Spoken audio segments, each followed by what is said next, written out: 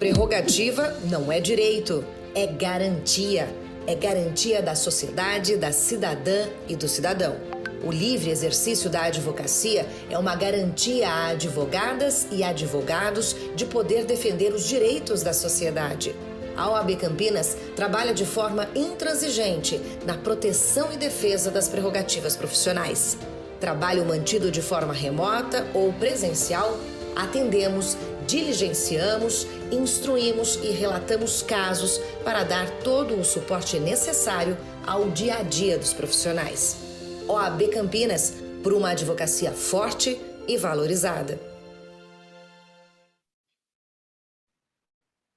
Boa noite a todos, todas e todes.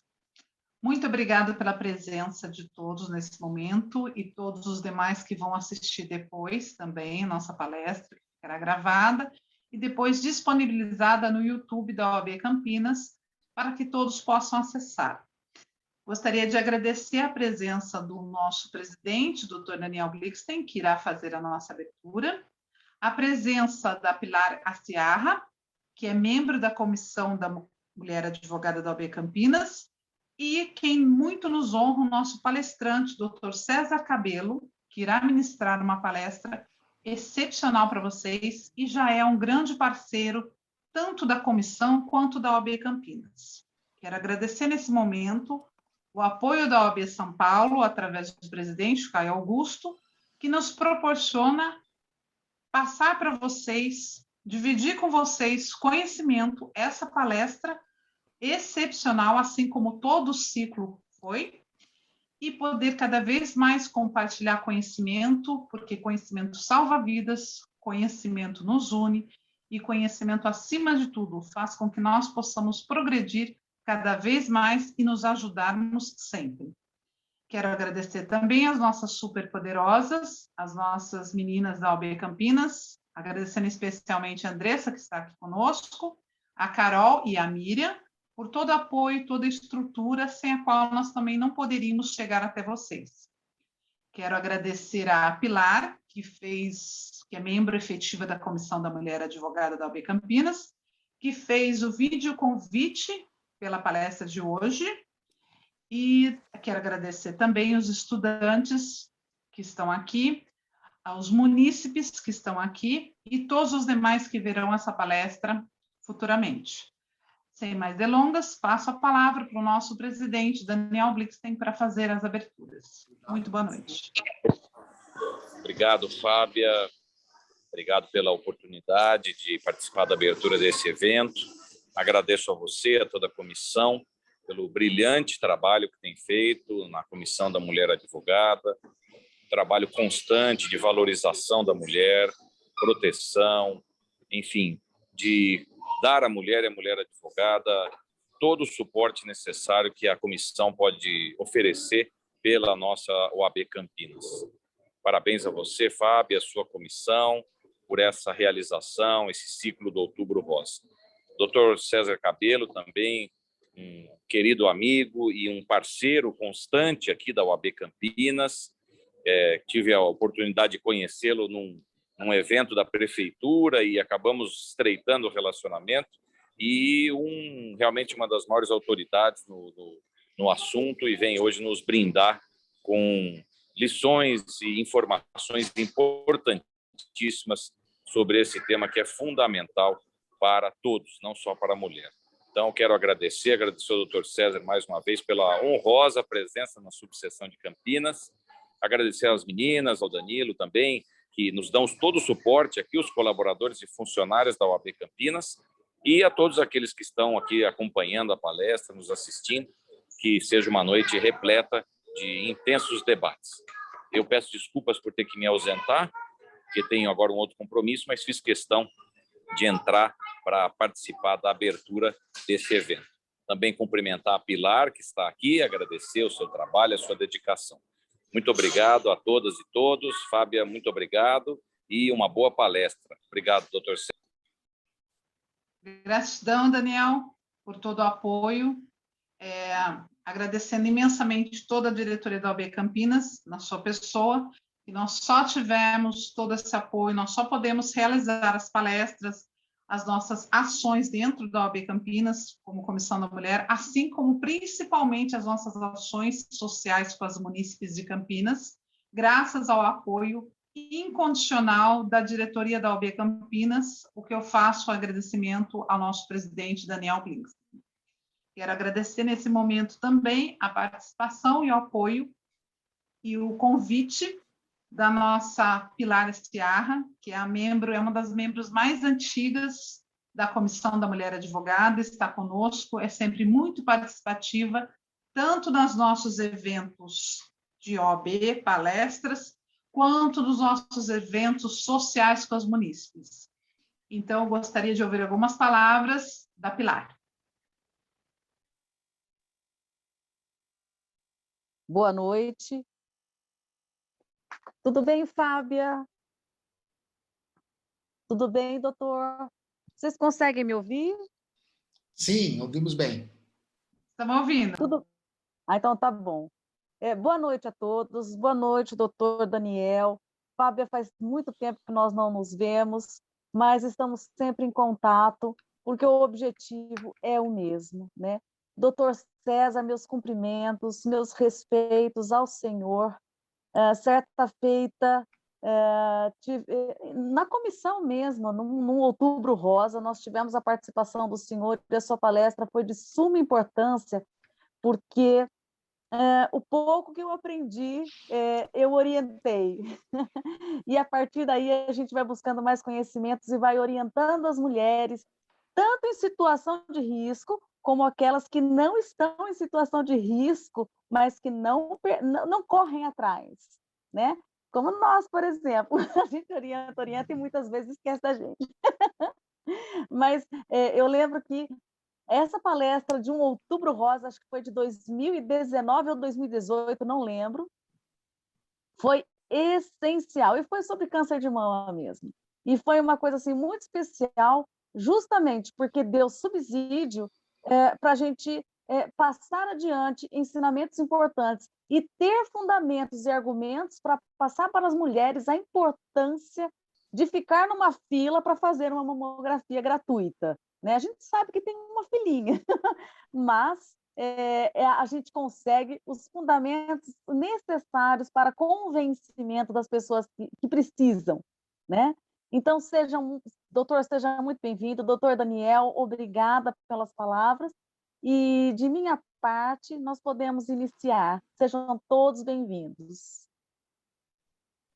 Obrigada, Pilar, pelas suas palavras, Obrigada. Pelas suas considerações e pela sua participação atuante. Gostaria agora Obrigada. de apresentar o nosso palestrante, Dr. César Cabelo, que é professor associado livre-docente da Faculdade de Ciências Médicas da Unicamp e é coordenador da área de mastologia do Hospital da Mulher, o CAISM. O doutor hoje irá passar um conhecimento vastíssimo para vocês sobre o câncer de mama em mulheres jovens, o estado da arte. Então, sem mais delongas, eu passo a palavra para o doutor César Cabelo. Doutor, com a palavra. Muito obrigado, doutora Fábia. É uma grande honra estar aqui de novo com vocês. Gostaria de agradecer muito realmente o convite da OAB Campinas. Obrigado, doutor Daniel. Obrigado, Fábia, doutora Pilar, e a todas e todos os doutores aqui presentes. É uma grande honra a gente poder estar aqui com vocês. Sabe, Fábia, eu vim estudar aqui em Campinas, eu sou de Bauru, vim para cá estudar, fiz o meu curso de graduação aqui na Unicamp e nunca mais fui embora, né? Então, eu estou há quase 40 anos aqui nessa cidade que me acolheu, né? E é uma grande honra. O meu pai e a minha irmã são advogados lá em Bauru, então a gente tem uma proximidade muito grande, né, com os advogados, e eu sei assim o prestígio e a honra de poder estar aqui falando para os advogados da OAB Campinas. Eu queria agradecer em meu nome, em nome da minha família, né, meu pai, minha irmã advogado, agradecer em nome da Unicamp, do Departamento de Tocoginecologia da Faculdade de Ciências Médicas da Unicamp, do Hospital da Mulher, CAISM, onde eu sou o coordenador da área de mastologia, e falar que realmente é uma honra para todos nós, para mim, para minha família, para a Unicamp e lá para o CAISM, tá? E também gostaria de agradecer pela Sociedade Brasileira de Mastologia. Eu sou vice-presidente da sociedade aqui da região Sudeste, e assim, em nome dos mastologistas, agradecer esse espaço aí que os advogados estão nos oferecendo, né, para falar sobre o tema que é a razão da nossa vida, né? Quer dizer, que é tentar cuidar dos problemas das mamas das mulheres, onde o câncer de mama é uma situação bastante importante, né? Principalmente no Outubro Rosa, né, que é um mês da consciência mamária, né, onde a gente discute aí todos os aspectos relacionados à abordagem e à prevenção do câncer de mama, tá? Então, assim, é muito agradecimento, muita honra, muita gratidão, viu, Fábio? E você, muito querida, assim, realmente tendo a possibilidade de escolher tantas pessoas importantes e você ter me escolhido aqui, realmente é muita gratidão, tá? Eu vou compartilhar, então, a minha apresentação e deixa eu ver se está certinho aqui, Fábio. Vamos ver se ela vai aqui. Pronto. Imagino que esteja aqui, né, Fábio? Está tudo certinho? Está perfeita, doutor. Perfeito, está ótimo. Bom, então, eu vou tentar destacar para vocês alguns aspectos, para os doutores e doutoras, alguns aspectos relacionados ao câncer de mama, né, em mulheres jovens, um pouquinho sobre o estado da arte do câncer de mama em mulheres jovens, tá? Não tenho nenhum conflito de interesses relacionado a essa apresentação, fora o meu interesse, assim, total e pleno sobre o assunto, né? E eu destaquei também que eu vou apresentar algumas poucas imagens de pacientes muito queridas que foram tratadas por nós, inclusive lá no CAISM, e que concordaram em apresentar rapidamente algumas imagens para ilustrar o tema especificamente, tá? Bom, a primeira pergunta, né, que nos vem o que é câncer de mama em mulher jovem, né? Quando é que eu considero uma mulher jovem? Somos todos jovens, né? Espíritos jovens, mas assim, em termos da gente se situar para direcionar políticas públicas, uma abordagem pragmática, como é que a gente classifica mulher jovem para câncer de mama? Essa daqui, gente, é a última reunião de consenso dos órgãos europeus, a Sociedade Europeia de Oncologia e de Oncologia Médica, que direciona essa questão do câncer de mama na mulher jovem. Então, eles consideram, e nós consideramos mulher jovem com câncer, aquelas que têm a idade abaixo dos 40 anos, tá? Então, abaixo dos 40 anos, a gente chama câncer de mama em mulher jovem. Abaixo dos 25, que é uma raridade, né, nós chamamos câncer de mama na mulher ultra jovem. Então, eu vou tentar discutir os conceitos desse grupo aqui especificamente. Vou falar de câncer de mama de uma forma geral, mas só para situar vocês, os doutores e doutoras, que câncer de mama em jovem é abaixo dos 40 anos, esse é o consenso, tá? Existem questões que são muito importantes que envolvem essa faixa etária com câncer de mama, tá?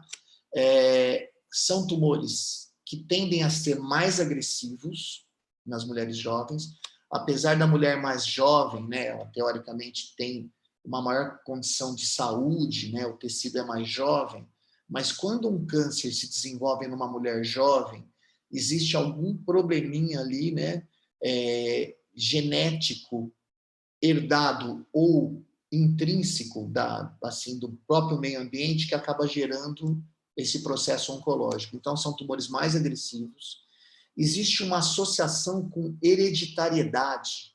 Toda vez que você vê um câncer de mama numa mulher jovem, pensem que existe a chance dessa mulher ter nascido com uma alteração genética que condicionou esse câncer, tá?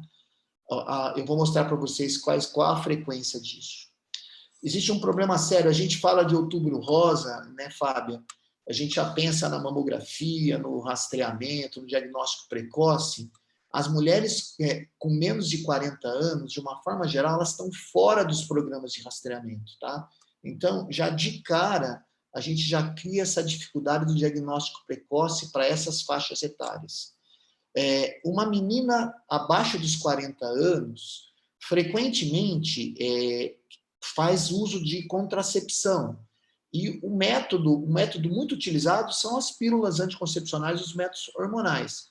Uma mulher que tem diagnóstico de câncer de mama nessa faixa etária, ela não pode tomar pílula, não pode usar hormônio, né? Então, isso já é um problema que se cria na abordagem.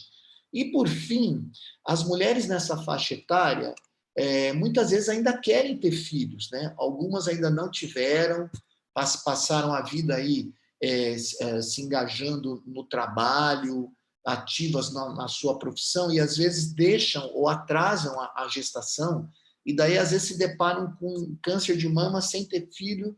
É importantíssimo que nós tenhamos uma atenção devida à questão da fertilidade nessas mulheres que vão ser tratadas. Porque o tratamento oncológico, muitas vezes, gera infertilidade.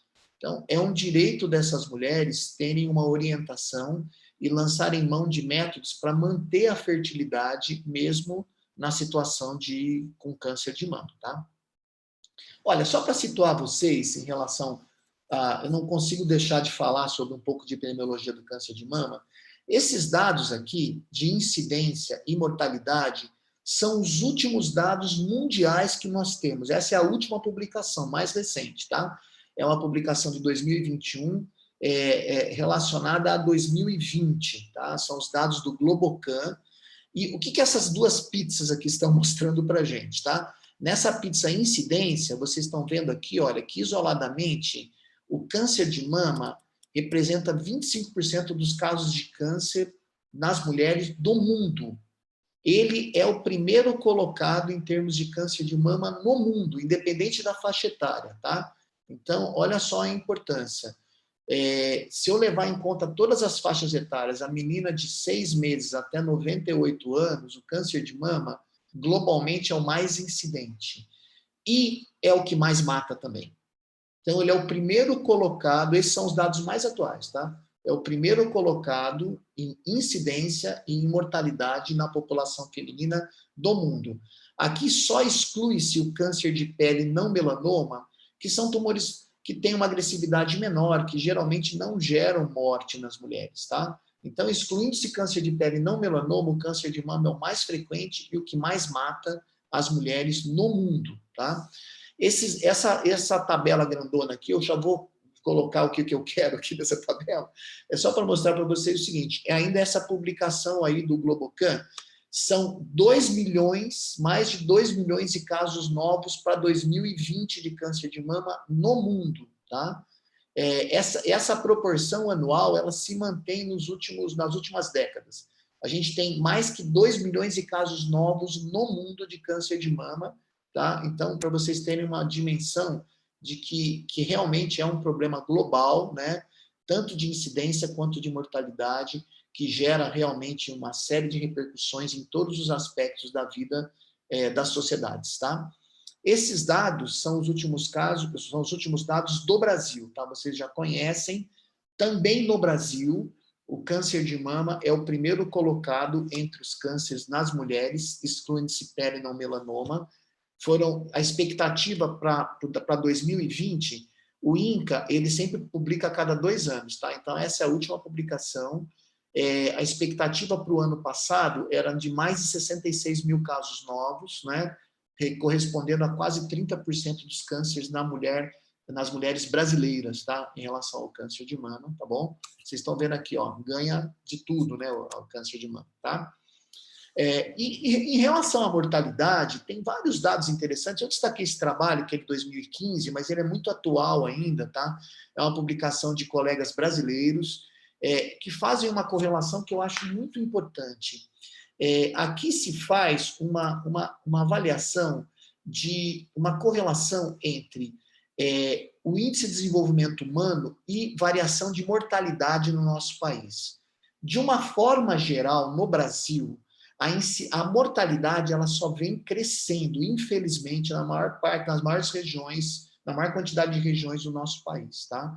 Enquanto em países mais desenvolvidos existe uma tendência da mortalidade diminuir graças ao diagnóstico precoce, graças à evolução do tratamento, graças à possibilidade de maior acessibilidade, né?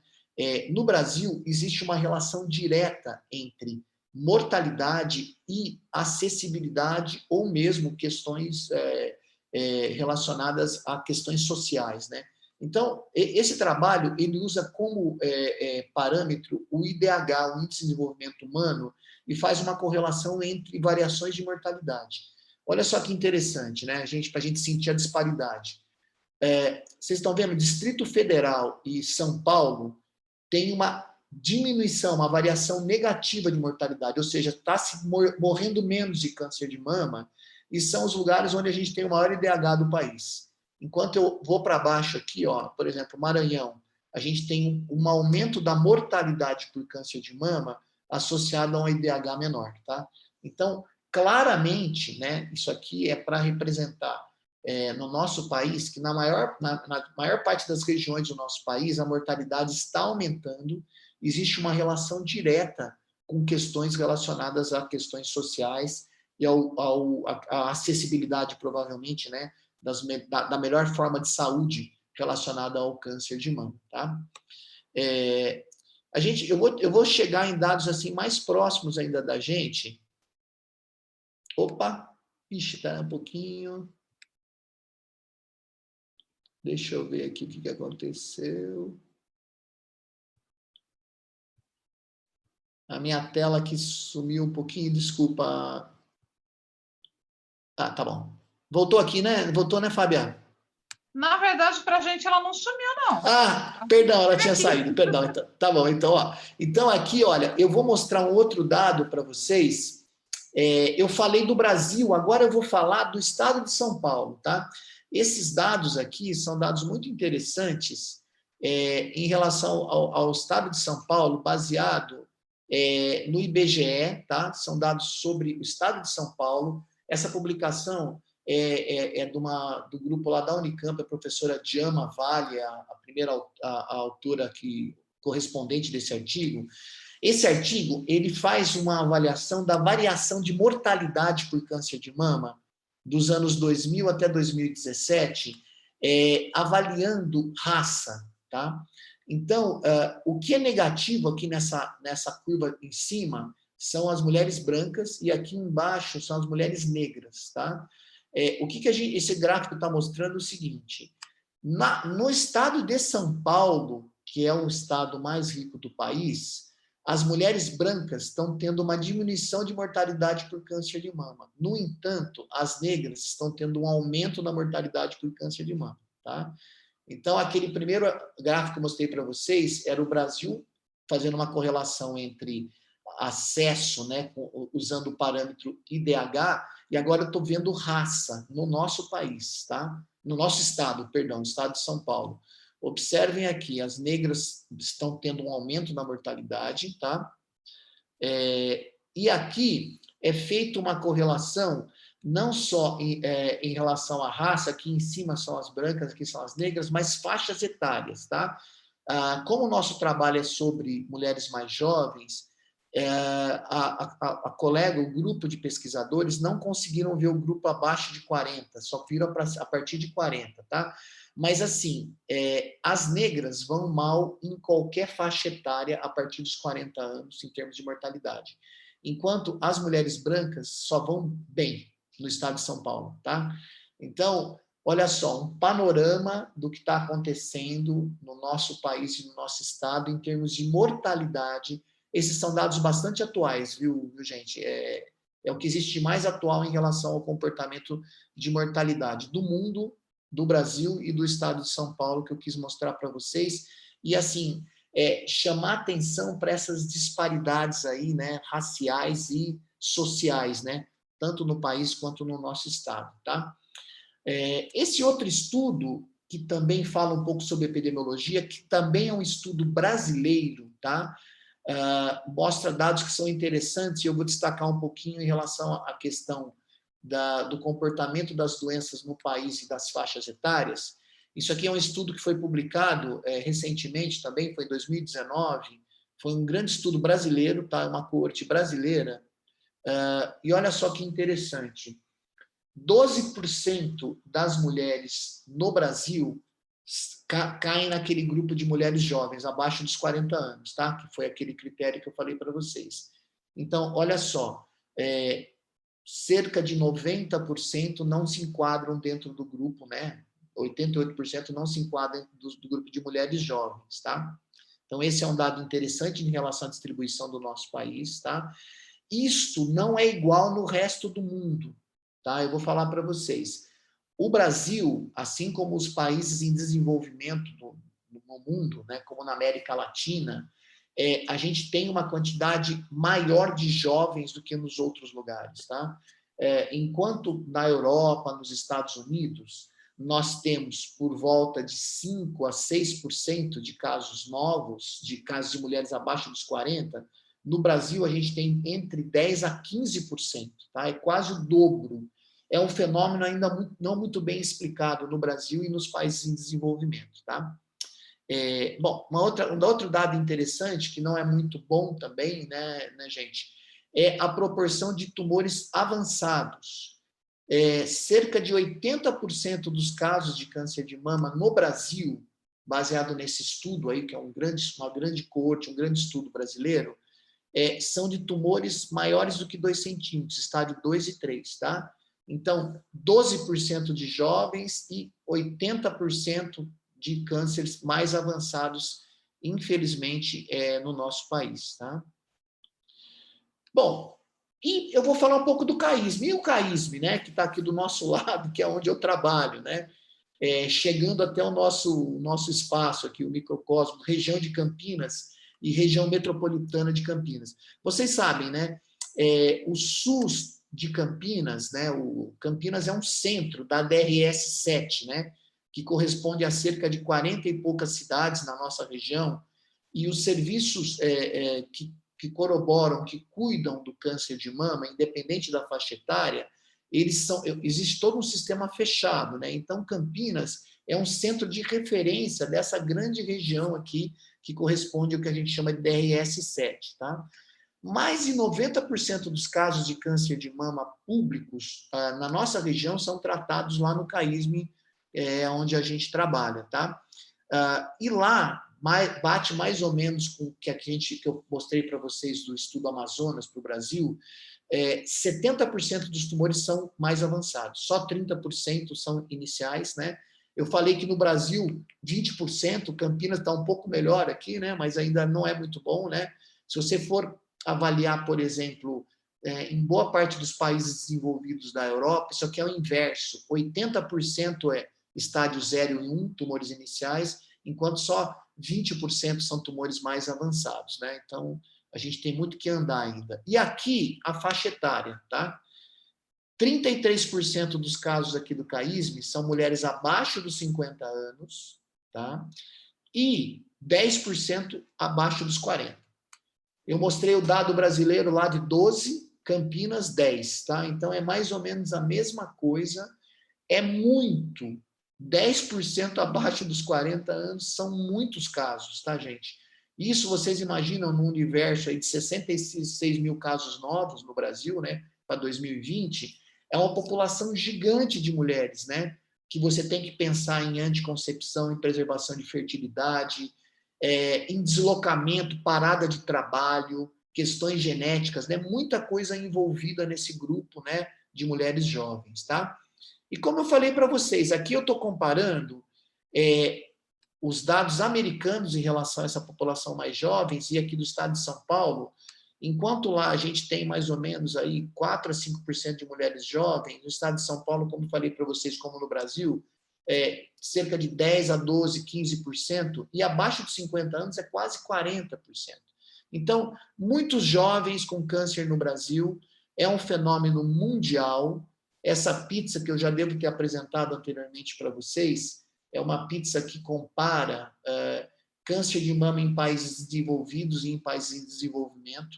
O que a gente tem aqui no Brasil, como em outros países em desenvolvimento, que é uma proporção grande de mulheres abaixo dos 50 anos com câncer de mama, diferente dos países desenvolvidos. Olha, a gente tem aqui 45 vezes 10% nos países desenvolvidos, E abaixo de 40 anos, esse grupo também muito importante, né? Entre 10% a 15%. Tá?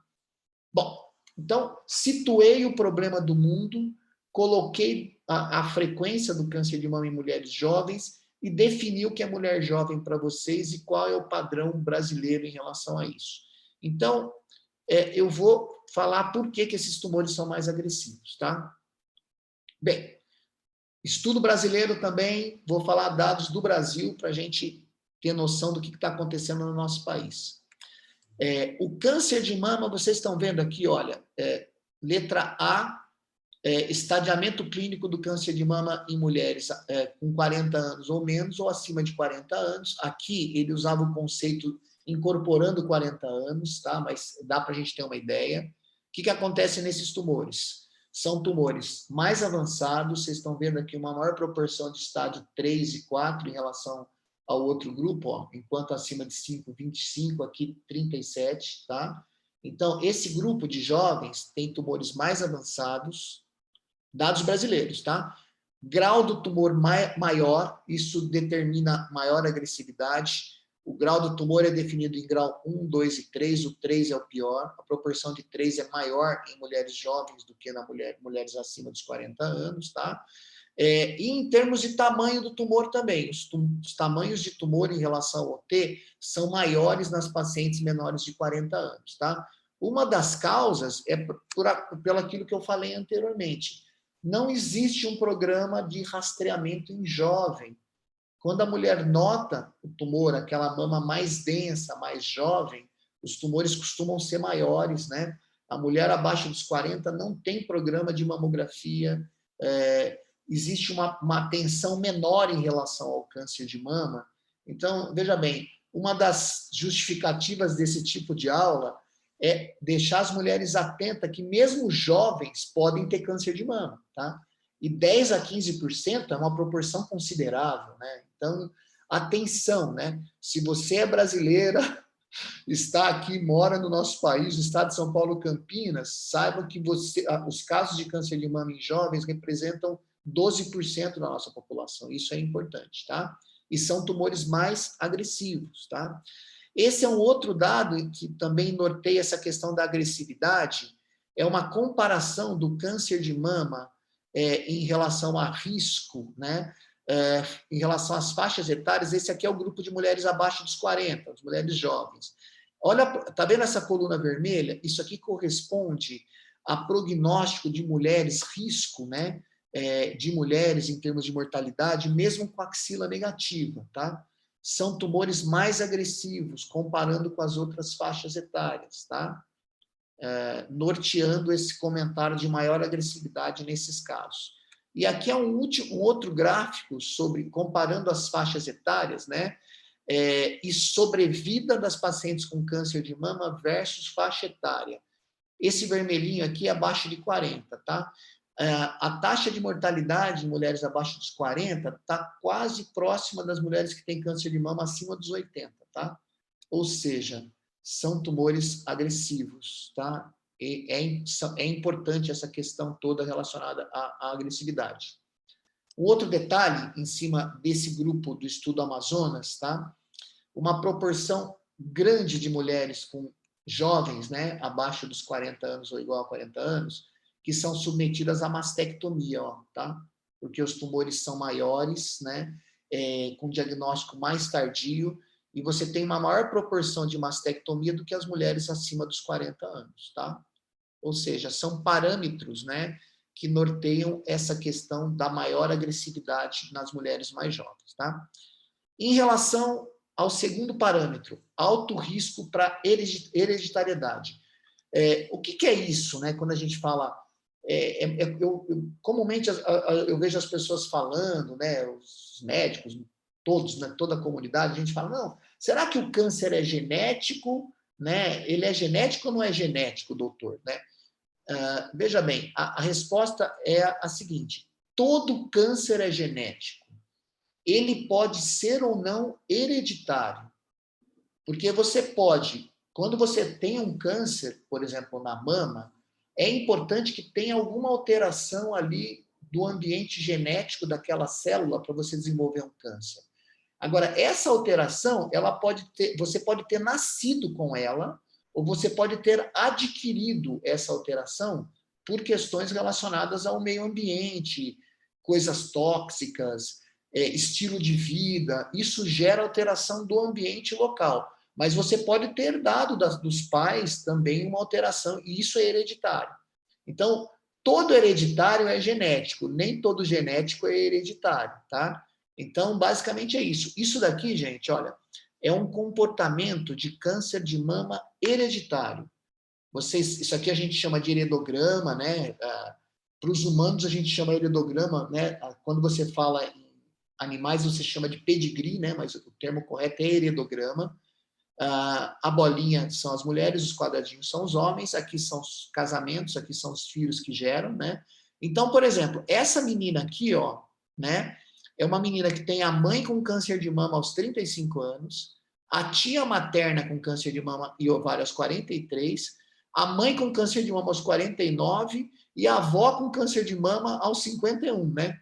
Tá certo? Então, essa daqui é a bisavó dela, câncer de mama aos 51. Essa menina tem todas as gerações com câncer de mama e ovário.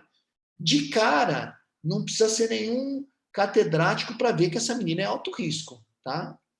E ela é alto risco de ter recebido uma herança até ela que veio desses dos pais, né? Principalmente aqui da herança do lado materno, tá? Cerca de 10% dos cânceres de mama são hereditários, tá? Então, são diferentes genes que estão associados, o BRCA1 e o BRCA2 são os mais importantes, né? Esse aqui é o gene da Angelina Jolie, conhecida por todos nós, aqui aquela artista que tirou as mamas, né? Uma forma de prevenir antes de ter o câncer, né? Mas existem mais genes, não são só esses dois aqui não, tá? No Brasil, para vocês terem uma ideia, isso aqui é uma pizza da distribuição dos cânceres hereditários no nosso país, tá? Do Brasil. Isso aqui é um laboratório que é uma referência do Brasil, mas existem outras fontes, tá? Cerca de 50% são esses dois genes. BRCA1, que é da Angelina Jolie, BRCA2, que é um outro gene, né, que foi descoberto depois, estão localizados em locais diferentes do código genético, em cromossomos diferentes, e os outros são outros vários genes, tá? Todos esses genes aqui, que é esse bando de letrinhas, eles são importantes, porque quando eles estão alterados, essa alteração pode ser passada para as outras gerações e pode aumentar o risco para câncer de mama em diferentes proporções. Esses dois genes aumentam muito. A gente fala que eles têm alta penetrância. Existem genes que não aumentam tanto. Por exemplo, esse aqui, SHEC2, é um gene de moderada penetrância. Enquanto quem tem essa mutação aqui tem 6 a 7 vezes mais chance de ter câncer de mama, essa daqui tem de 2 a 4 vezes, entendeu? É menos. Por isso que o conhecimento dessas alterações geram modificações na abordagem dessas mulheres, tá? Por que eu estou falando tudo isso? Porque as mulheres jovens têm maior chance de ter isso aqui. É importante oferecer testagens genéticas para essas mulheres, tá? Aquilo que eu falei para vocês anteriormente.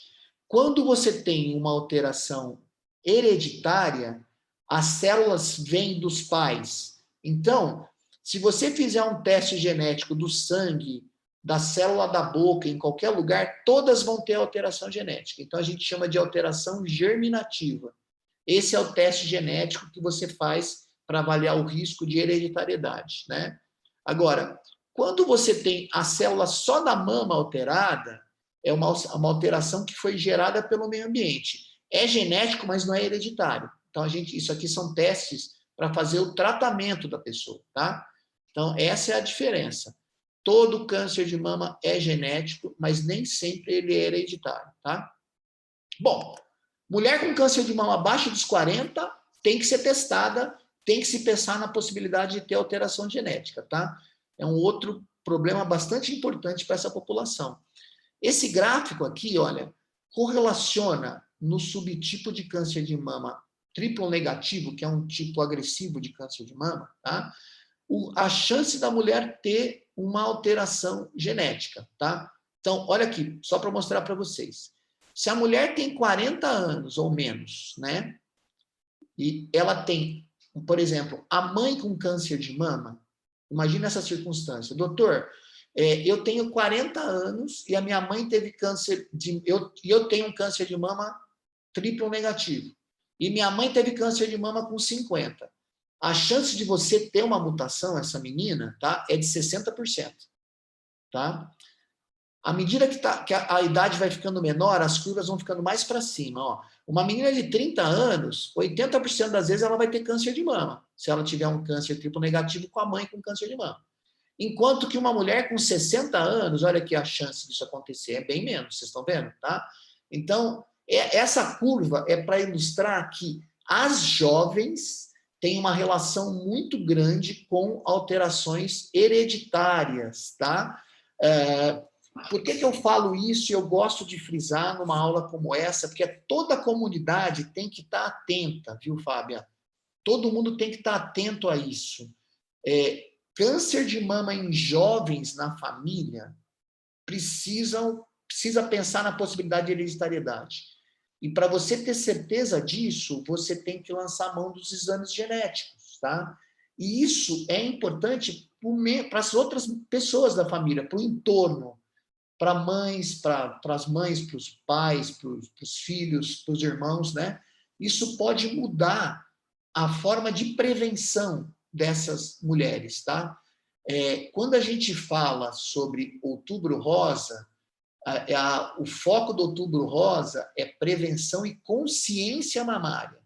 É algo que vai muito além da mamografia e do autoexame, né? Então, isso daqui, ó, é Outubro Rosa. É você saber se na tua família tem alguém que teve câncer de mama, tá? Então, às vezes eu tenho pacientes que chegam lá no Unicamp, no meu consultório, perguntam, como é que é a tua história? Eu não conheço, não falo com ninguém da minha família, não sei de nada. Ninguém me conta, né? É importante saber. Esse tipo de conhecimento pode salvar vidas, tá? Bom, esse aqui é o primeiro caso que eu vou mostrar de imagem para vocês, pedir permissão para a Fábia. Essa daqui é uma menina tratada lá conosco. Ela é uma menina com essa mutação num gene lá que chama P53, é um gene importante no nosso país, ele é o terceiro colocado no país. E essa menina, ela teve um câncer de mama com 18 anos de idade, tá? Isso aqui foi o tratamento que nós fizemos nela. Isso aqui é uma mastectomia bilateral, foi feito em algumas etapas, porque ela tinha uma mama muito grande. Mas, assim, para ilustrar, é um câncer de mama com 17 anos de idade. Por quê? Porque ela tinha um padrão familiar de risco, foi testada e foi achada a mutação, tá? Isso aqui salva vidas, tá? Então, lembrar da importância dessas questões, a gente pode até na discussão comentar um pouco sobre isso depois, se vocês quiserem, tá? Bom, a questão dos programas de rastreamento em jovens, aquilo que eu falei, tá? A mamografia é a nossa principal arma de rastreamento, de triagem, que é um exame que deve ser feito nas mulheres sem sintoma e impacta na mortalidade, né? Vocês sabem disso. Diminui a mortalidade por câncer de mama, é custo-efetiva. Normalmente, o rastreamento em mulheres que têm risco habitual, não alto risco, tá? Impacta em mulheres a partir dos 40 anos, tá? Então, a partir dos 50, o impacto é um pouco maior em termos de diminuição de mortalidade, mas a partir dos 40 existem evidências também de diminuir a mortalidade por câncer de mama, tá? Nos Estados Unidos, isso aqui, o NCI nos Estados Unidos recomenda, tá, que o rastreamento mamográfico já se inicia a partir dos 40 anos. Começa aos 40, de forma anual, né? Entre 45 a 54, mamografia anual, e a partir dos 55, bianual, até que a mulher tenha 10 anos de expectativa de vida. Isso aqui é uma recomendação americana. A partir dos 25 anos, você começa lá a colocar os conceitos do Outubro Rosa, tá? Autoexame, consciência mamária. Você não começa a mamografia nessa faixa etária para as mulheres que têm o risco usual, o risco habitual. Que risco é esse? Quem não tem antecedente de primeiro grau, mãe, irmã ou filha com câncer de mama jovem, quem nunca fez biópsia por alteração com lesões atípicas, tá? Normalmente a gente considera como risco habitual nessa faixa etária aqui, tá? Bom, em mulheres com alto risco, a gente começa mais cedo, tá? Então, uma menina que tem a mãe com câncer de mama antes dos 50 anos, você tem que discutir teste genético, como eu falei para vocês. O ideal é que a mãe seja testada e depois você teste a filha, ou a irmã, ou alguém mais jovem ligado à família, né? E elas já começam normalmente, além da consciência mamária, autoexame, com ressonância anual. Essa é a orientação clássica, tá? Para o alto risco.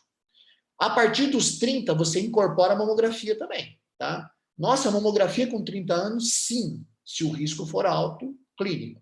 Se tiver uma mutação, né, hereditária, com certeza absoluta, né? Mas mesmo você não tendo a testagem, se você tem membro muito jovem, atenção, porque muda o rastreamento. É diferente, tá? No Brasil, vocês sabem, né? Isso aqui é a última recomendação do Ministério da Saúde, 2015, desde 2015 é a mesma coisa, né? Mamografia a partir dos 50 anos até os 69 anos, a cada 2 anos, tá? E 40 a 49, acima de 70, não faz mamografia. Não existe recomendação brasileira para o alto risco, que eu falei para vocês, tá? Essas recomendações são internacionais. No Brasil, não se fala sobre rastreamento em alto risco. Veja bem, eu mostrei para vocês a importância do câncer de mama em jovens no nosso país. Abaixo dos 50 anos, quase 40%. Abaixo dos 40, 12%. Você começar a mamografia a partir dos 50, você perde metade dos casos de câncer, certo? Então, algo tem que ser repensado, né? Nós, da Sociedade Brasileira de Mastologia, muitas entidades, a Febrasgo, de ginecologia, a gente recomenda a mamografia no risco habitual a partir dos 40, tá? Pelo menos isso como é a orientação americana. E no alto risco entra aquele conceito que eu disse para vocês, 25 anos começa a ressonância, a partir dos 30 incorpora a mamografia, né? E se busca testagem genética, que ela é muito importante, tá? Veja bem, outro problema que a gente tem na mulher muito jovem, as mamas muito densas na mamografia, tá? A mama muito densa, como eu disse, uma mulher de alto risco, eu começo a mamografia aos 30. Mas, doutor, eu enxergo alguma coisa? A recomendação é fazer porque pode ajudar, mas existe uma dificuldade. Então, além da mamografia, então, por exemplo, aqui eu montei uma imagem, vocês estão vendo essa parte branca aqui, como se fosse a mama densa, que poderia esconder um tumor aqui atrás, certo? Então, para a gente poder desmascarar essas lesões que possam estar escondidas atrás de uma mama muito densa das jovens, tá? O ultrassom é um bom auxiliar. Isso aqui é uma ultrassonografia mamária, mostrando um tumor. Ele deve ser utilizado como auxiliar da mamografia, tá? E um outro exame que é muito importante para a gente é a ressonância de mama, tá? A ressonância de mama, que está aqui, olha, é muito importante, ela auxilia essas avaliações das mamas em mulheres jovens, tá? E no alto risco é fundamental, a gente começa a fazer a mamografia de rastreamento da jovem é a ressonância, tá? Então, esse é o principal instrumento das mulheres jovens quando elas têm um risco aumentado, tá? Certo? Opa, peraí que eu vou voltar aqui. Aconteceu de novo aqui, Fábio, pera um pouquinho. Eu estou vendo a imagem, doutor. A minha surgiu, a minha sumiu aqui, peraí. Pronto, voltou, tá jóia. Então, olha, essa aqui é a ressonância. Então, lembrar, ultrassom e ressonância como auxiliares, né, no diagnóstico. A ressonância é o mais importante nas jovens. Agora, o ultrassom auxilia tanto a mamografia quanto a ressonância quando existe indicação nessas mulheres, tá? Bom, contracepção, que é o penúltimo conceito que eu quero colocar nesse grupo, tá? Mulheres com câncer de mama, vida sexual ativa, jovens vão fazer quimioterapia, vão ser operados, não podem engravidar, né, durante esse processo. A quimioterapia ela pode gerar malformação, né? Assim como uma gestação não planejada nesse momento, né? Ela pode, inclusive, piorar o prognóstico das mulheres, né? Além da questão social de não ser desejado. Então, tem que fazer contracepção, não posso usar hormônio, não posso usar pílula. Qual que é o método que a gente utiliza? DIU de cobre. Esse é o método clássico, assim, viu, Fábia? É muito importante, você sabe que às vezes até alguns colegas mesmo, né, colegas médicos, têm um pouco de resistência a usar DIU de cobre em jovens, tá? Mas é o método, é a recomendação mundial. Anticoncepção com DIU de cobre nas jovens com câncer de mama, né? Que são as mulheres abaixo dos 40 anos. Então, esse é o conceito, esse é o padrão. Orientem dessa forma todas as mulheres que vocês conhecem. E a questão da atenção em relação à preservação da fertilidade. Essas mulheres que ainda não tiverem filhos, que querem ter filhos, mesmo com o diagnóstico de câncer de mama, isso pode ser planejado de uma forma adequada. O que tem que ser feito, né? Veja bem, lembrando, o tratamento sistêmico causa infertilidade. A quimioterapia, o uso dos anti-hormônios, tudo isso gera infertilidade. É considerado uma malpraxis você não discutir isso com essas mulheres, tá? Então, a equipe multidisciplinar que vai fazer a abordagem numa mulher abaixo dos 40, que deseja ter filhos, né, você tem que apresentar o problema para ela, tá? Então, o que pode ser feito em relação a essa população? O método mais eficiente que existe é você coletar óvulos e congelar esses óvulos. Se a paciente tem parceiro e quer já fazer a fertilização, você pode, né, estimulando ou não a ovulação, você pode congelar o embrião. Hoje em dia, a recomendação que tem sido mais seguida é você congelar o óvulo, o ócito, tá? Por quê? Porque você está congelando uma célula e não, né, um indivíduo, certo? Filosoficamente. É muito mais tranquilo você descartar, né? Existe um programa todo de não utilização, né? Vocês sabem muito bem disso, e que gera uma série de circunstâncias legais, inclusive, de um embrião, enquanto que uma célula é uma célula, tá? Então, e a eficiência, a chance de gravidez com uma célula é praticamente igual à do embrião. Então, hoje a tecnologia chegou num nível que você, tranquilamente, antes de começar a químio, você consegue coletar células, congela essas células, a mulher faz todo o tratamento, e depois de um tempo pós-tratamento, você discute essa questão da fertilização e da inserção do embrião no útero para que a mulher possa ter o filho, tá? Então, a mulher que teve câncer de mama pode sim engravidar, e isso tem que ser levado em conta alguns aspectos clínicos, né?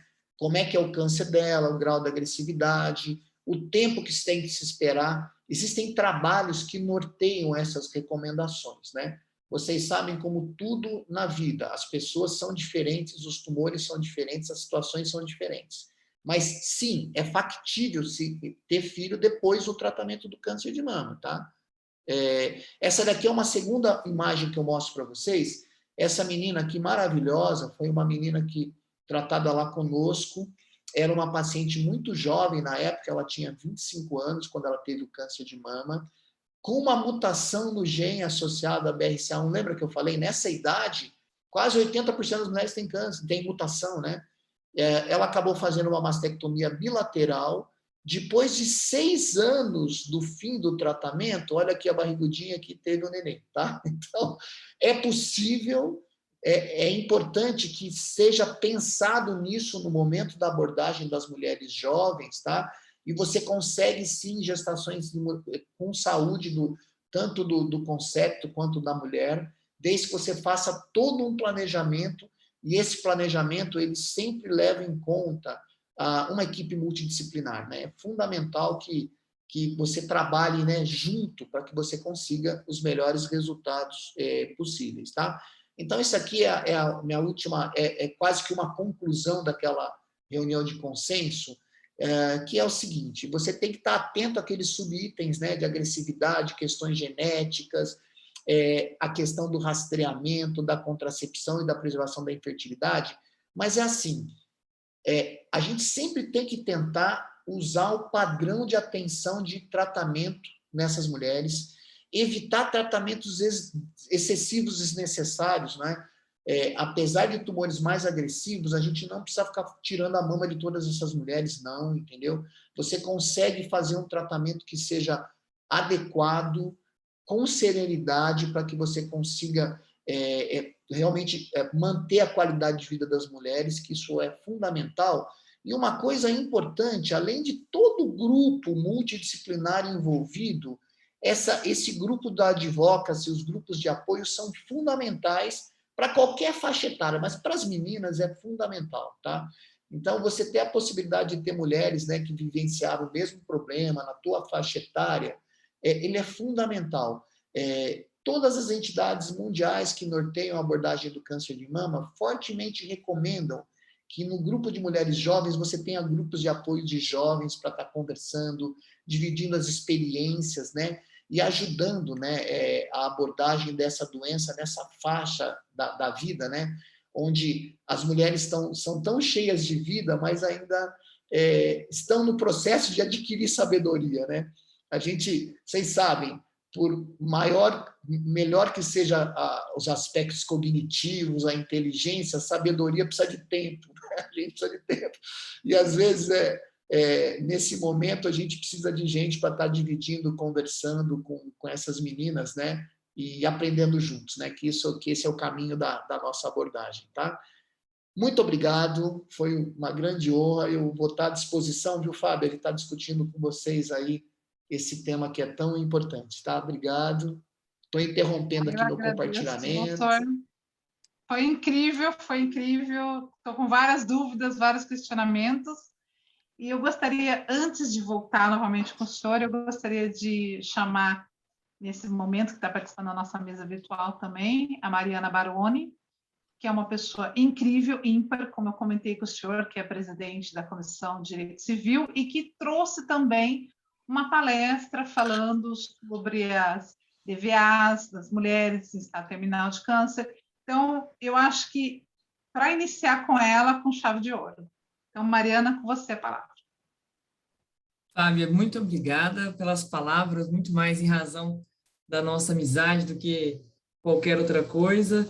Quero parabenizar o Dr. César pela exposição, pedir desculpas, eu estava em aula, por isso que cheguei um pouquinho atrasada, mas consegui pegar metade aqui da sua exposição. Parabéns, muito claro, de muito fácil compreensão, assim, e destacando mesmo, né, a importância desse assunto. Não adianta, né, doutora, a gente falar aqui só de termos técnicos que a gente não entenderia e aí não absorveríamos a informação e a ideia. Então, parabéns mais uma vez. Antes de fazer qualquer tipo de questionamento, Fábia, quero parabenizá-la pelo ciclo de palestras do Outubro Rosa. Foi um evento primorosamente realizado, com temas fantásticos. Eu tive a oportunidade, como você colocou aqui, de estar junto com vocês, de aprender junto com vocês. Então, parabéns por essa sensibilidade, pela necessidade dos temas que você trouxe, pela relevância dos temas que você trouxe, mas mais do que isso, pela escolha dos palestrantes que tornaram esse ciclo um evento muito marcante, mas com esse viés, com esse caráter realmente de levar informação sem muita tecnicidade, né? Não, a gente acaba só falando e a mensagem não é absorvida.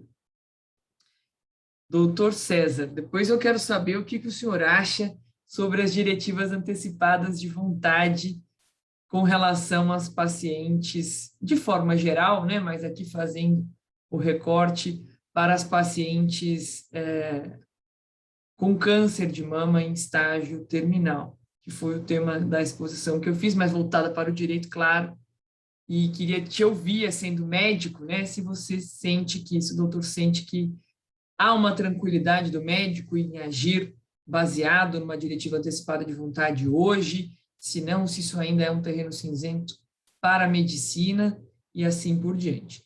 E uma outra pergunta que eu gostaria já de deixar aqui também, Fábio, eu também tenho bastante questões, é que eu sempre ouço falar muito, até peço desculpas, doutor César, caso o senhor já tenha abordado isso nos primeiros minutos da sua exposição, que eu acabei perdendo. Mas eu sempre ouço falar muito da questão da prótese de silicone. E ouço muitos médicos dizendo que a prótese atrapalharia um possível diagnóstico do câncer de mama, porque ela atrapalharia as imagens, enfim. E eu gostaria de saber como que funciona isso, se de fato é assim, se não é. Acho que é um tema importante, a gente tem falado tanto assim dessa questão estética, né? A preocupação com a estética, ela é uma crescente. Esses padrões que são impostos diuturnamente, etc. e tal. Então, acho que também é um assunto relevante. De novo, se o senhor já disse, me desculpe, mas se não, gostaria de ouvir. Obrigada, Fábia. Obrigado, Mariana. Doutor, o senhor tem a palavra. Obrigado, Fábio. Obrigado. Obrigado, Mariana, pelas perguntas. Mariana, eu vou falar primeiro a segunda, depois eu vou partir para a primeira. Em relação à segunda pergunta, Mariana, olha, é o seguinte, o implante mamário sendo colocado de uma forma adequada, como sempre deve ser feito, né? A inserção da prótese do implante, ela deve ser ou atrás da glândula, toda a glândula mamária tem que ficar para frente, né? Tá? Então, ela pode ser feita tanto atrás da glândula quanto logo abaixo da face do músculo peitoral, ou seja, você não tem chance de ter glândula atrás da prótese, só na frente, né? Ou você pode pôr a prótese embaixo da musculatura, tá? Nessas duas circunstâncias, se os implantes não são muito grandes, tá? São implantes racionais, não atrapalha, viu, o diagnóstico não da imagem, tá? Existem alguns trabalhos que mostram isso.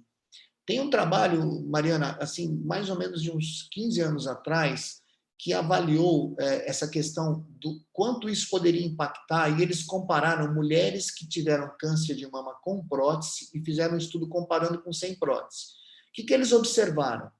Em média, naquele estudo antigo, o câncer de mama na mulher com prótese era diagnosticado 5 milímetros maior do que na sem prótese. Tá? Então, discreto a diferença de tamanho. Esse tamanho não impactava no risco de mortalidade nem de recidiva. Tá? Então, ou seja, baseado nesse estudo antigo, não é que o diagnóstico é atrapalhado, os tumores são pouquinha coisa maiores, mas isso não piora o prognóstico. Tá? Agora, uma outra pergunta. A prótese causa câncer de mama? A resposta é não. Não causa o carcinoma de mama. Existe uma doença nova agora, Mariana, que chama-se linfoma agranular de células largas, que passou a ser descrito, associado ao câncer, a lesões malignas da mama, mas é uma doença nova. A sigla chama-se BIALCL, tá? Que é um câncer, um linfoma induzido pela presença da prótese, é uma doença nova, está na internet, então só para esclarecer, é uma situação muito rara, associado a próteses texturizadas, é uma apresentação raríssima, é um caso a cada 30 mil mulheres, e pode tanto aparecer em mulheres sem câncer, quanto com câncer, em qualquer tipo de utilização de prótese, tá? Mas que, na verdade, hoje existe todo um guideline de orientação das mulheres que têm implante, para estar seguindo, caso comece a ter líquido embaixo da prótese, apresentação de nódulos, sempre tem que procurar um médico para poder estar investigando, tá? Mas, de uma forma geral, no mundo inteiro não se mudou a abordagem por causa dessa associação. Agora, tudo que eu falei aqui de câncer de mama, eu estou falando sobre os tumores epiteliais, os carcinomas, que esse sim, né, que tem esse comportamento de morte, aumento, isso não tem relação com o implante mamário propriamente dito, tá? Então, é isso. Próteses com bom senso, bem alocadas, com profissionais que façam bem, não prejudicam o diagnóstico e nem pioram o prognóstico dessas mulheres. Essa doença nova aí parece que não impactar em muita coisa, mas lembrar que existe alguma relação de algo que está surgindo agora, tá? Bom, em relação a essa questão, né, das pacientes com doença avançada, Mariana, olha, realmente é uma zona cinzenta, tá? Eu faço parte do grupo que lido, né? Eu sou mastologista, mas nós lidamos com todos os momentos da vida das mulheres, né? quer do diagnóstico precoce até ao momento da paliação, né? Normalmente, os médicos que fazem a medicina paliativa costumam ser os clínicos e os oncologistas clínicos, tá? E a ideia da abordagem paliativa, que a gente fala que é a prevenção quaternária, né? Que é a prevenção quaternária, o que é? É você não fazer de mais nem de menos nesse momento da vida das mulheres, né? E a participação das mulheres nessas decisões, elas são importantíssimas, né? Agora, esses conceitos, né, de ortotanásia, né, que é a morte no momento correto, ou distanásia, quando você erra o momento, eles são conceitos muito tênues, assim, sabe, Mariana? E eu acho que é fundamental, né, a participação de vocês, advogados, de toda a sociedade, para a gente poder estar lidando com esses momentos, né? Então, quando é que você diminuir a dor de uma paciente que está morrendo de dor pode acabar apressando a morte, né? Ou em que momento que você, numa situação onde você deixa de fazer alguma coisa, você poderia estar encurtando o período, né? Então, são coisas, ainda são, na minha opinião, são zonas cinzentas ainda, né? Que a gente tem que ter uma participação ativa, as leis têm que existir, mas elas precisam ser discutidas e para que elas sejam realmente colocadas na prática, a gente tem que discutir com o grupo inteiro, né? Então, todas essas situações, essas circunstâncias, elas precisam ser discutidas, na minha opinião, nos serviços que fazem a abordagem multidisciplinar desses casos, por exemplo, como no CAISM, né? A gente lá ensina os meninos a cuidar das mulheres, buscar a qualidade de vida delas, né? E tentar não influenciar no ciclo de vida delas, né? Nem encurtando e nem aumentando de forma inadequada, né? Esse curso, né? Que isso é distanásia, né? Você aumentar a vida de uma pessoa onde ela vai continuar sofrendo e só gerando, né, desgaste para ela também é uma coisa que, na minha opinião, eticamente é inadequada.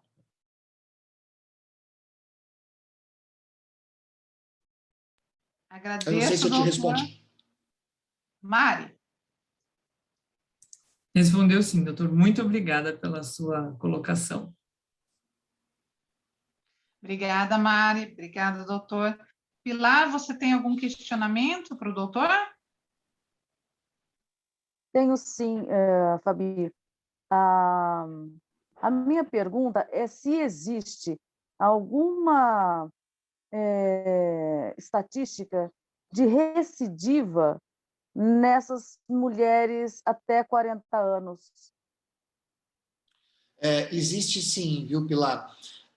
Olha só, as mulheres jovens, elas têm maiores taxas de recidiva, sim. Tanto, quando a gente fala em recidiva em câncer, né, Pilar? Câncer de mama, a gente fala da recidiva local, que é quando a doença volta ali na mama, né? Ou recidiva sistêmica, que são, na verdade, a progressão, né? Ou as metástases, né? As duas situações, elas estão associadas à mulher jovem, tá? Então, se você compara a jovem com as mulheres com mais idade, elas têm mais recidiva, sim, local. Agora, uma coisa que não faz muita diferença é o tipo de tratamento. Então, se você me perguntar assim, uma mulher jovem, ela deveria ser submetida a mais mastectomia do que uma paciente com mais idade, porque recidiva mais? Não. As mastectomias nas jovens recidivam mais do que as mastectomias nas mulheres com mais idade, tá?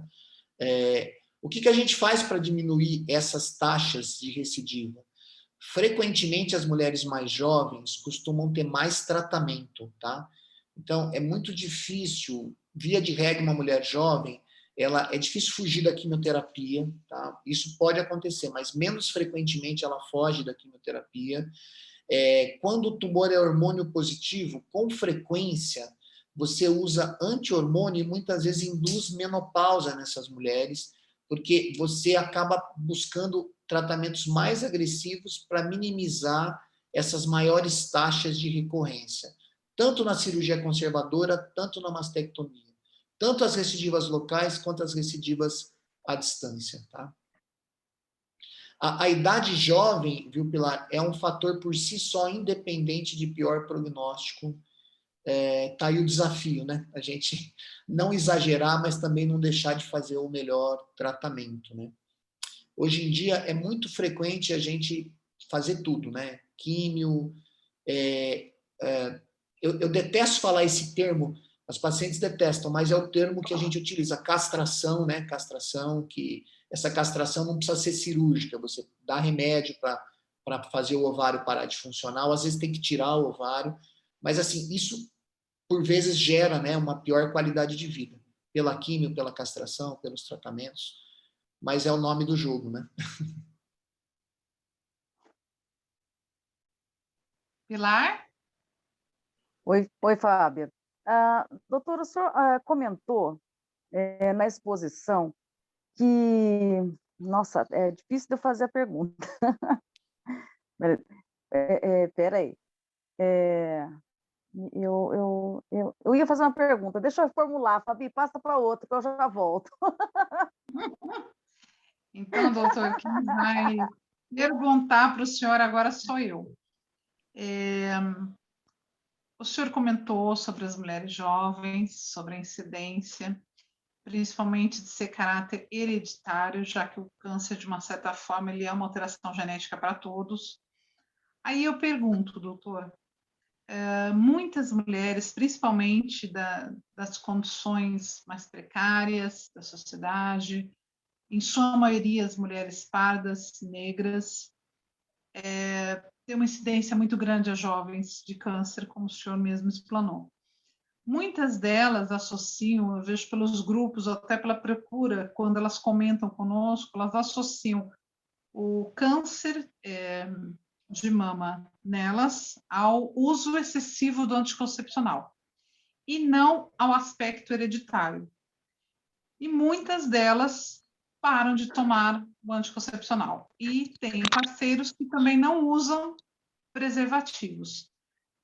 Aí vem a minha pergunta. Como que nós, como comissão, poderíamos ajudar as munícipes numa campanha realmente preventiva, numa campanha realmente que funcionasse para que essa jovem pudesse ter consciência que não é o fato dela parar de tomar o anticoncepcional ou ela tomar desde novinha que vai incidir ou não num câncer, tendo em vista que o caráter hereditário é muito maior. Fábia, excelente pergunta, tá? Veja bem, a associação de câncer de mama com pílula anticoncepcional é uma associação muito fraca, frágil, tá? Então, a gente sabe que o uso muito prolongado de anticoncepcional pode aumentar um pouco o risco. Esse aumento é um aumento pequeno, da ordem de... o risco relativo é de 1,20 mais ou menos.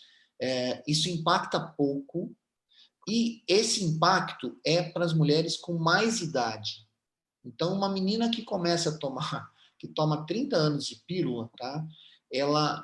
Se existe alguma relação, isso vai acontecer depois que ela tiver lá os seus 50 anos, entendeu? Assim como, por exemplo, a obesidade. A obesidade infantil, a gente sabe que a obesidade é um fator de risco para câncer de mama, mas ele vai incidir na pós-menopausa, nas mulheres com mais idade. Você precisa de um bombardeio muito grande, né, no tecido mamário hormonal para gerar um câncer de mama. Uma menina que tem câncer de mama jovem, um período muito curto, isso provavelmente não é o meio ambiente, tá? Ou ela deve ter alguma fragilidade que a gente às vezes acha, às vezes não acha, tá? Então, por exemplo, os fatores clínicos, os fatores, eu não falei sobre isso agora, que não era muito escopo, mas a gente sabe, primeira menstruação muito precoce, última menstruação muito tardia, não ter filhos, obesidade, são fatores ambientais que não se justificam para um câncer de mama de 35 anos, né? Então, obesidade, menopausa tardia numa mulher de 30 anos, não, peraí, eu não estou na idade de menopausa, né? E assim funciona, não ter tido filho até os 30 anos é um fator, mas que passa a ser relevante depois, né?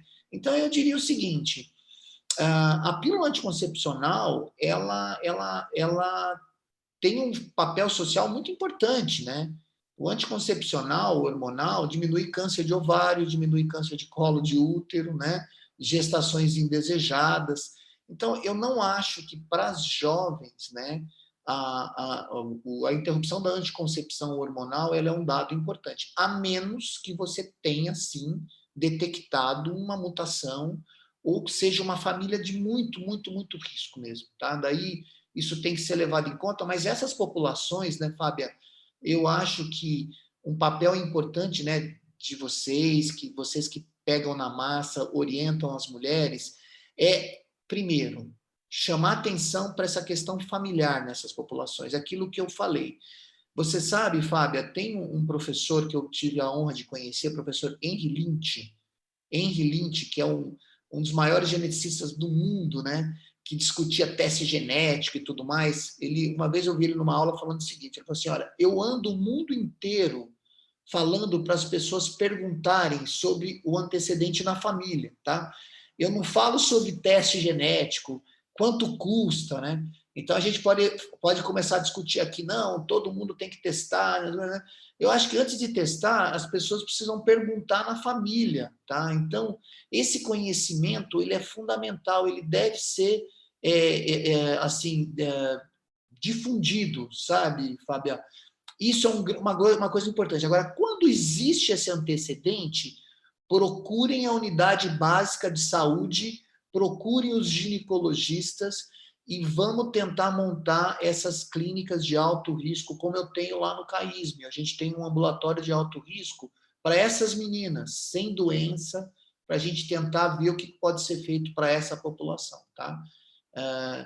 A questão da pílula, ela não é o mais importante, tá? A gravidez indesejável, ela é terrível, né? Tá? Então, eu não acho que deixaria de usar, não, nas jovens, pensando no câncer de mama, porque os dados são muito frágeis, especificamente nessa população. Muito obrigada, doutor. E com relação o que a senhora sugeriria para a nossa comissão para trabalharmos com a população? Porque nós trabalhamos em campanhas, por exemplo, esse Outubro Rosa, nós estamos na campanha do Lenço Solidário, que nós iremos disponibilizar para o CAISM para entregar para as mulheres vítimas de câncer. Agora, eu gostaria de saber como nós podemos agir no na prevenção. O que o senhor dá de sugestão para que a gente pudesse trabalhar nessa parte social? Olha, eu acho assim, para todas as famílias, né? Mulheres a partir dos 40 anos, independente de antecedente familiar nenhum, procurem as unidades básicas de saúde, comecem o rastreamento, tá? Imaginológico, tá? O autoexame, ele é importante. Fábia, num país como o nosso, né, que a gente tem tantas disparidades, problemas de acessibilidade, não dá para descartar a importância do autoexame. Apesar, toda vez que a gente fala isso, dá aquele mal-estar, né? Apesar da gente saber que o autoexame, quando você detecta um câncer de mama, a palpação, ele já não é mais pequeno, tá? Então, o real impacto na mortalidade deixa de ser tão grande quando o diagnóstico é feito pela própria mulher, infelizmente, tá?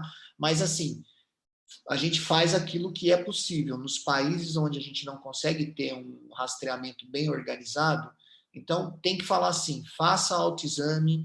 Se você é jovem e menstrua, normalmente escolha aí a recomendação que a gente costuma fazer depois que desce a menstruação, tá certo? Tá?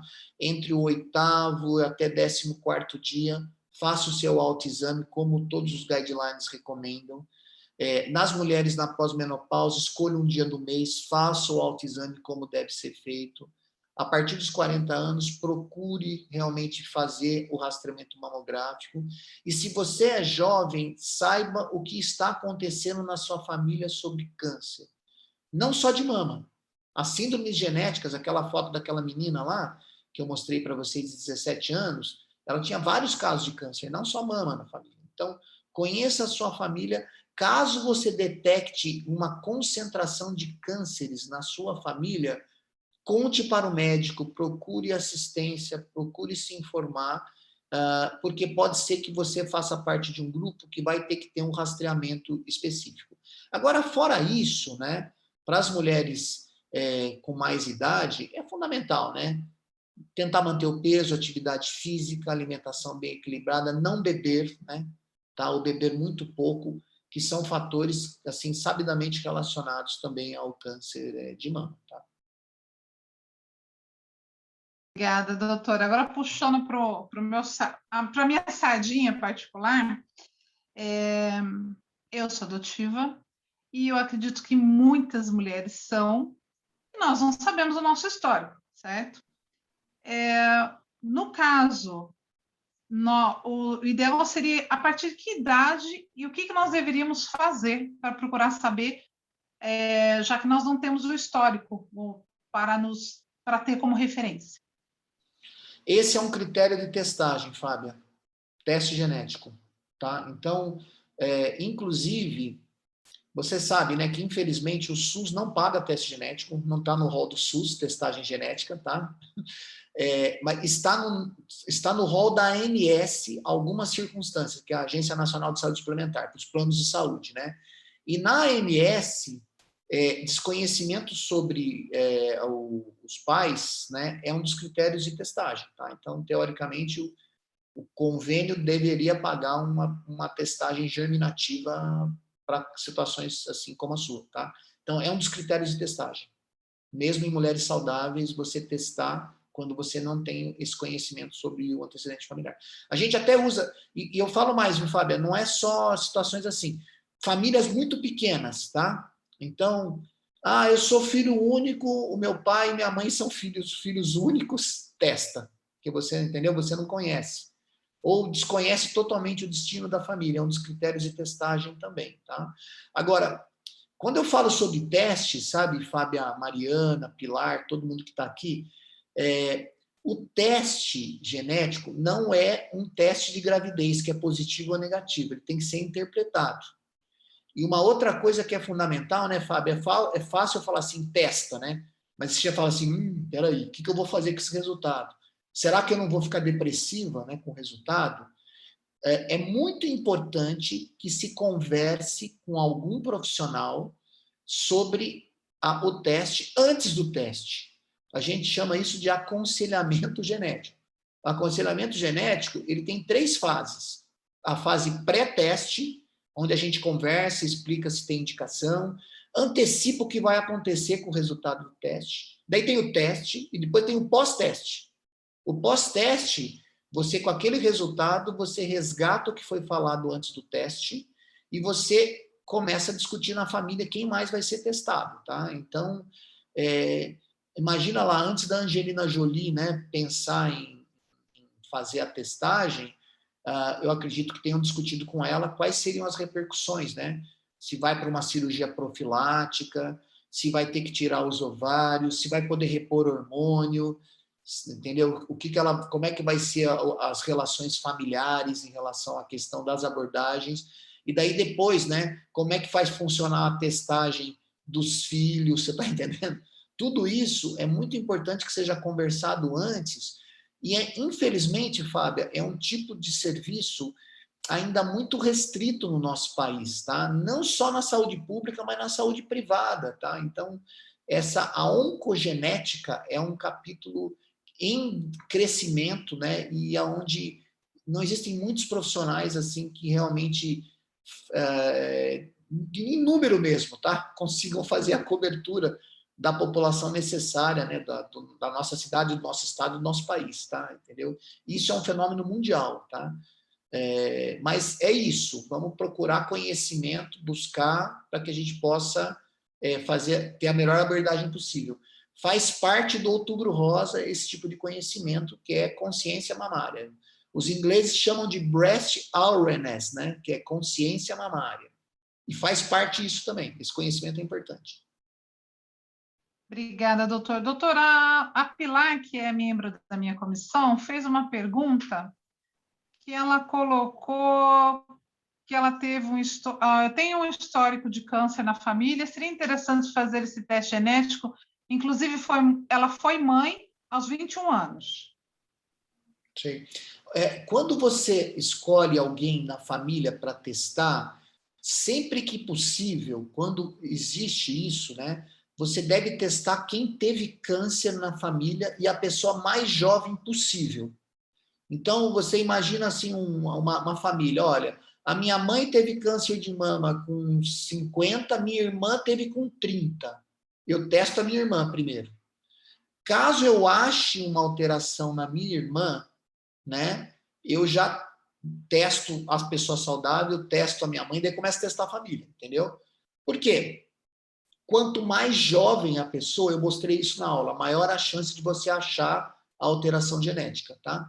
Então, agora, casos onde você não, né, assim, situações de adoção, como você falou, situações de desconhecimento da família, você pode testar a pessoa saudável. Mas quando tem alguém com câncer na família, você testa essa pessoa. Quanto mais jovem, melhor, tá? Então, daí você confronta esse resultado com as pessoas saudáveis na família. Por que isso, Fábia? A gente acredita, o tempo vai passando, nós vamos conseguindo saber outros genes, né? Mas há alguns anos atrás, o painel era menor, hoje é maior. Então, o que acontece? Existem genes desconhecidos, entendeu? Quando você pega um heredograma cheio de casos, você testa todo mundo e não acha, é porque não existe, ou é porque não existe, é porque você não conhece o gene, entendeu? Essa testagem genética, ela é direcionada, você procura os genes mais conhecidos e os locais associados à doença nesses genes, tá? Você não procura tudo, você vai meio que guiado, né? E à medida que o tempo vai aumentando, nós vamos descobrindo outras áreas que poderiam ser testadas, tá? Provavelmente, o conhecimento hoje chegou aí a cerca de 80% dos genes que estariam associados à hereditariedade, mas ainda tem coisa desconhecida, viu?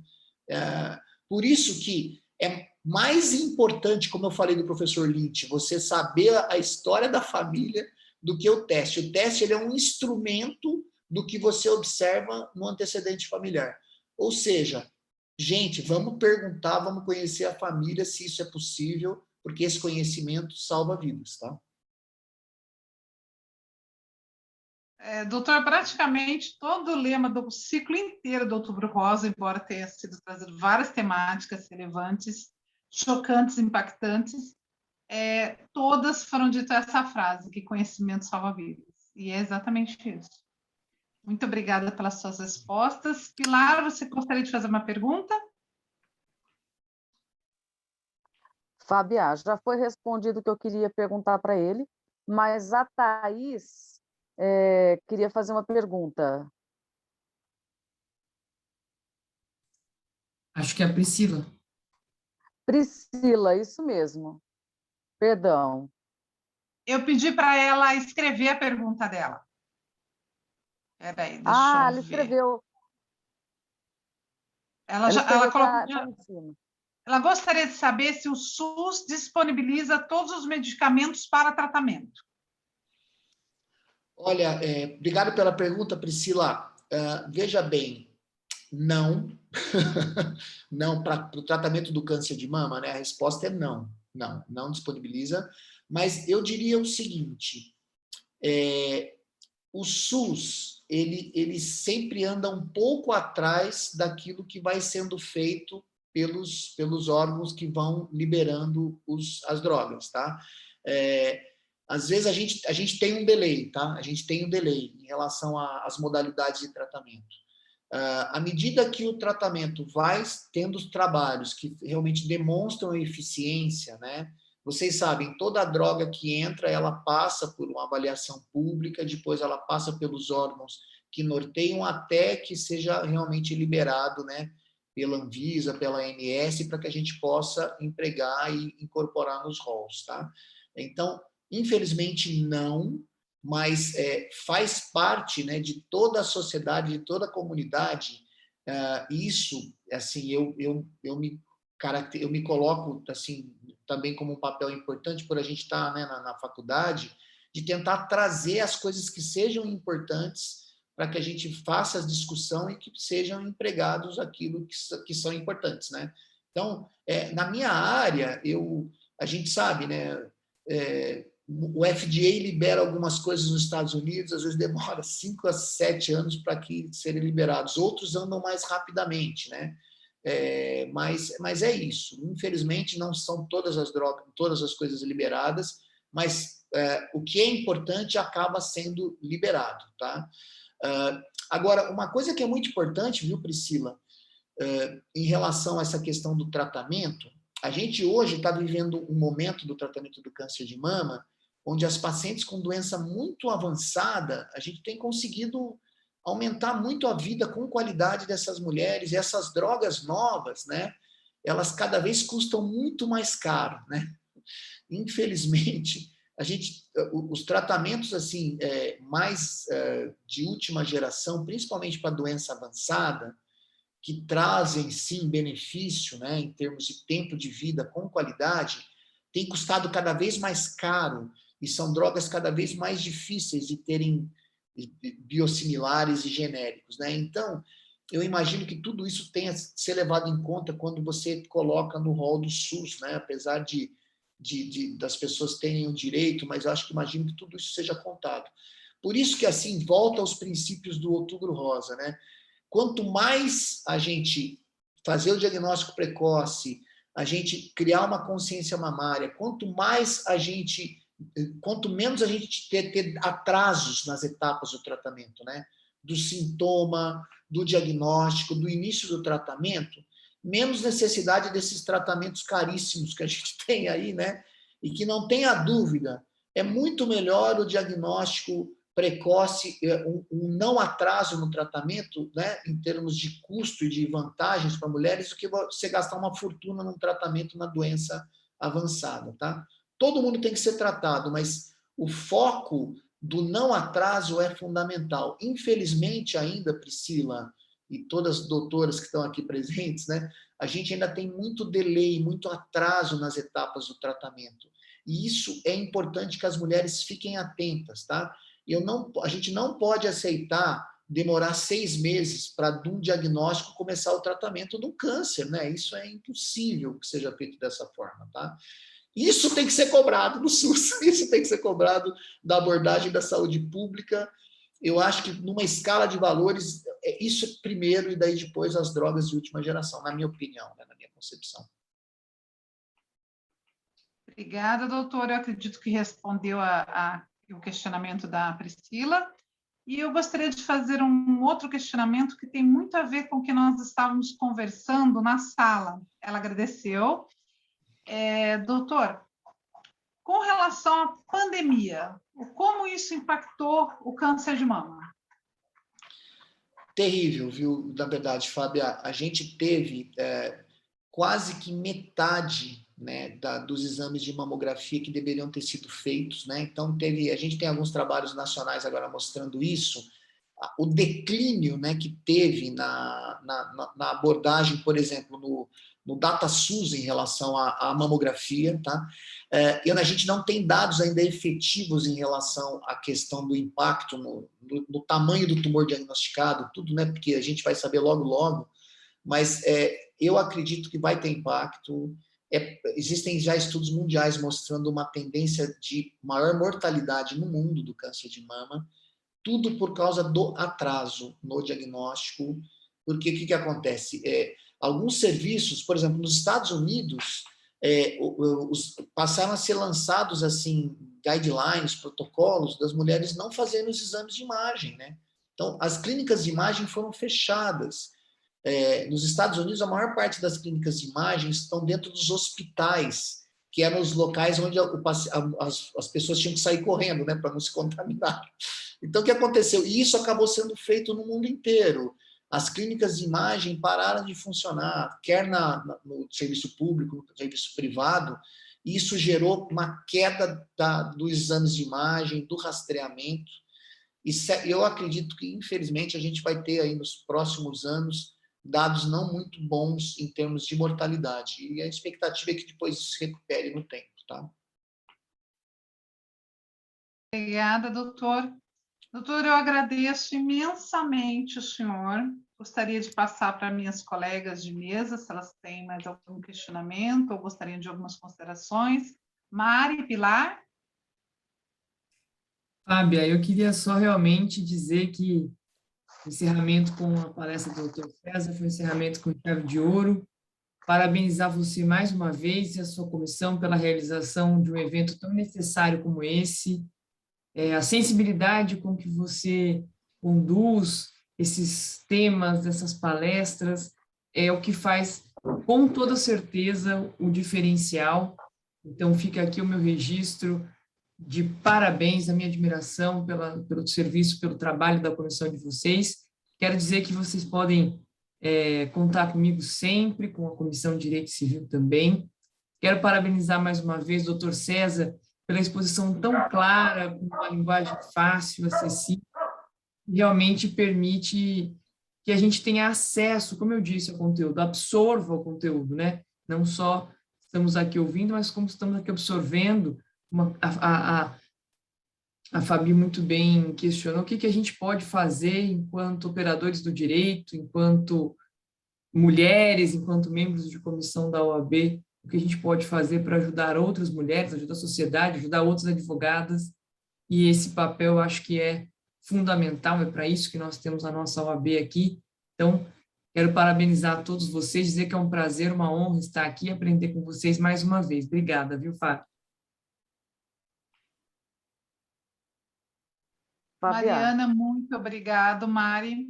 Gratidão. Eu só gostaria de fazer só uma interrupção antes de chamar a Pilar, para Lúcia Helena Magalhães, que está agradecendo a palestra do Dr. César e principalmente agradecendo porque ela deixou registrado que o senhor salvou a vida dela, Dr. César. Que honra. Isso é um momento ímpar. Lúcia, obrigado pelas palavras, querida. Você é muita gratidão, viu? É uma honra poder participar da tua vida e participar da vida de tantas mulheres maravilhosas como você, viu? É um presente de Deus. Eu falo que isso é um privilégio que Deus me deu e eu pretendo ainda continuar tá sempre aprendendo com todos aqui e participando dessas iniciativas, viu, Fábio? Obrigado, Mariana, Fábio, Pilar, todos que estão aqui presentes. Assim, realmente é uma grande honra. Só gratidão. Obrigado mesmo. Obrigado. Muito obrigada, doutor. Pilar, suas considerações?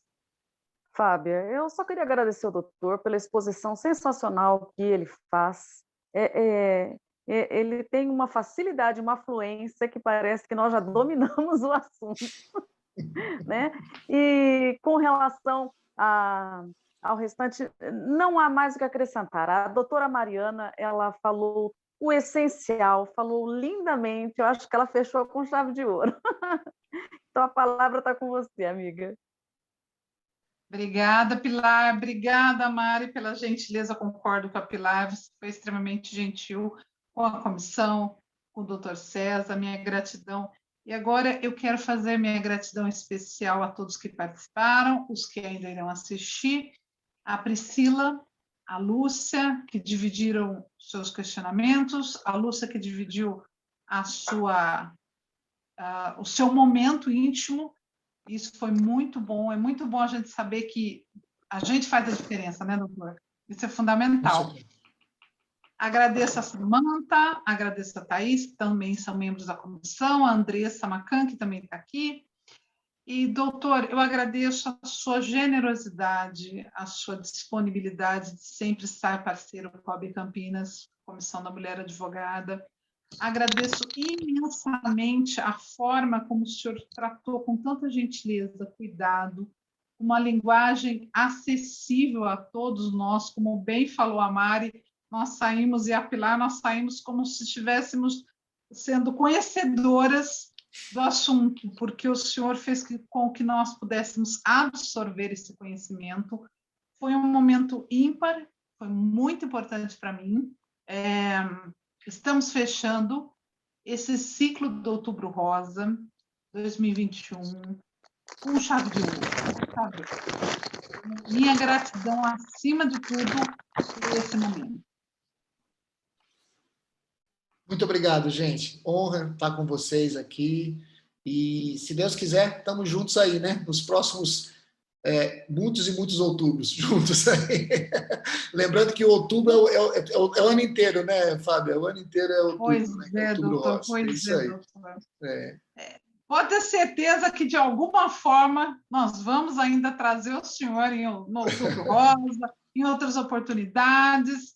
Minha gratidão ao senhor, minha gratidão ao AB Campinas, ao AB São Paulo, minha gratidão à Mari pelas suas palavras, a Pilar, que está aqui, fez o convite, a Priscila pela pergunta, participação, Samanta, Thaís, Andressa, minha gratidão à Lúcia, que trouxe o momento dela, um momento muito particular dela, isso foi muito emocionante.